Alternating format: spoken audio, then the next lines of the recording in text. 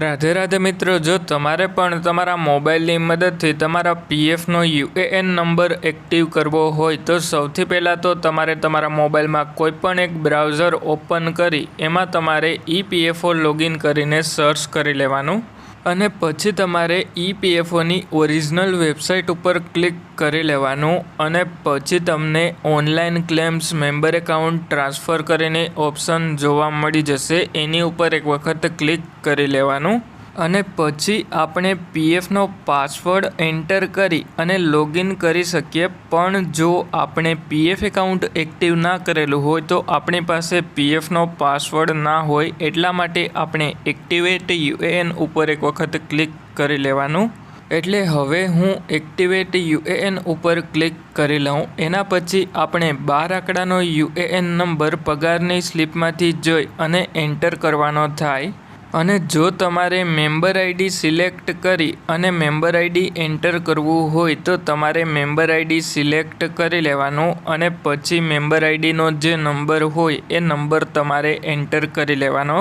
એટલે જો તમારે મેમ્બર આઈડી નંબર એન્ટર કરવો હોય તો નીચેની તરફમાં મેમ્બર આઈડી તમારે સિલેક્ટ કરી લેવાનું.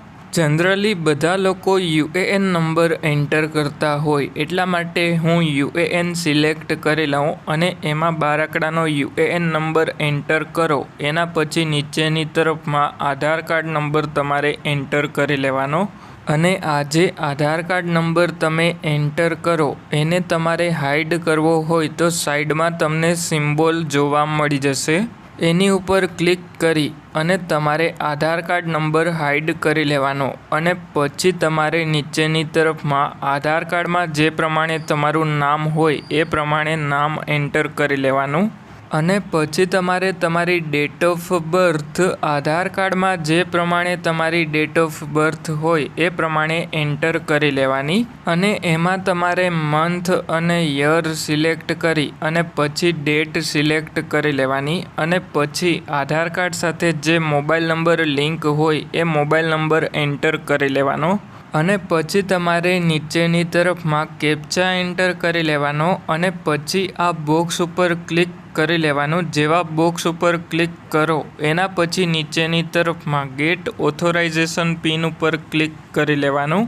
એટલે પછી તમારા મોબાઈલ નંબર ઉપર ઓટીપી આવી જશે. એ ઓટીપી તમારે એન્ટર કરી અને ઓટીપી સબમિટ કરી લેવાનો. એટલે તમારા મોબાઈલ નંબર ઉપર પીએફનો પાસવર્ડ મોકલી આપવામાં આવશે. એટલે પછી તમારે જે પણ મેસેજમાં પાસવર્ડ આવેલો હોય એ પાસવર્ડ ચેન્જ કરી લેવાનો.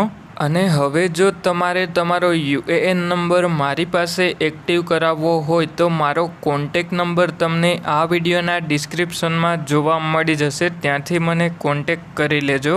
અને હવે જો તમારે તમારા પીએફના રૂપિયા ઉપાડવા હોય તો એના માટે કેટલાક જરૂરી પોઈન્ટ છે એ હું તમને લોકોને જણાવી દઉં. એટલે એમાં સૌથી પહેલો પોઈન્ટ તો એ આવે કે તમારો પીએફ નંબર એટલે કે યુએએન નંબર એક્ટિવ કરેલો હોવો જોઈએ. અને પછી બીજો પોઈન્ટ એ આવે કે એમાં તમે તમારી બેંકની કેવાયસી કરેલી હોવી જોઈએ. કારણ કે જો તમારે પીએફના રૂપિયા ઉપાડવા હોય તો એ કોઈપણ બેંકમાં જમા કરવામાં આવે. એટલે કે જ્યારે પણ તમે પીએફના રૂપિયા ઉપાડો ત્યારે તમે જે પણ બેંકની કેવાયસી પીએફ એકાઉન્ટમાં કરેલી હોય એ બેંક એકાઉન્ટમાં તમારા પીએફના રૂપિયા ટ્રાન્સફર કરવામાં આવે. અને જો તમારે 50,000થી વધારે પીએફના રૂપિયા ઉપાડવા હોય તો એમાં તમારે પાન કાર્ડની કેવાયસી કરવી પડે. કારણ કે જ્યારે પણ તમે 50,000થી વધારે પીએફના રૂપિયા ઉપાડો તો એમાં ટેક્સ લાગતો હોય, એટલા માટે તમારે પાન કાર્ડની કેવાયસી પણ કરી લેવાની.